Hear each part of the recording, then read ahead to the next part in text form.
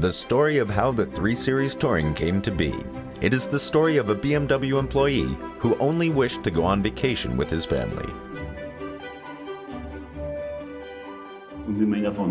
With my family, wife, and 2 kids, I needed a bigger trunk. Especially with young children, you always have more luggage, because everyone wants to take a tricycle or toys, and at that time, conventional cars were too small.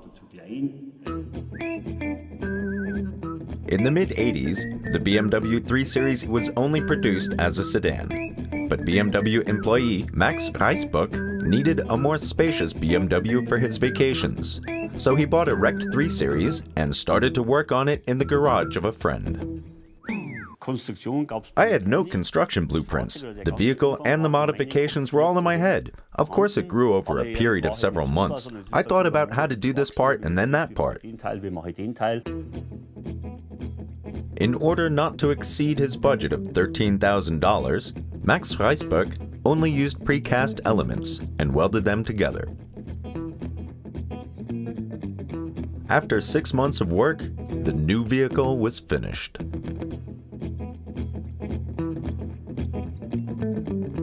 The main alteration was actually this pillar.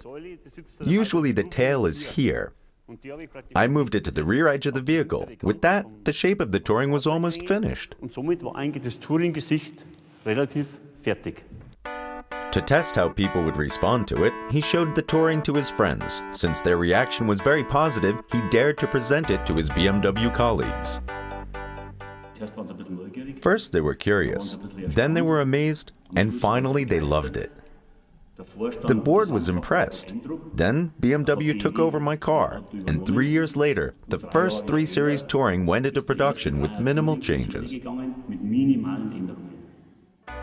In 1987, the first Touring hit the market, a spacious 3 Series with an inclined rear and lots of space to fit all needs, with only one visible change compared to the first prototype. The biggest change was this lowered trunk. At the time, the press called it the beer crate gap, because a crate of beer fit exactly through it. BMW now successfully offers Touring variants in most editions. This is in part thanks to a man who only wanted to create space for his daughter's tricycle. I can now say it was the birth of the first lifestyle Touring. The timing was perfect, the design was perfect, and surely I'm very proud of it. An inclined rear and plenty of space for the family. Reisbuck's fundamental ideas can still be found in the Touring of today.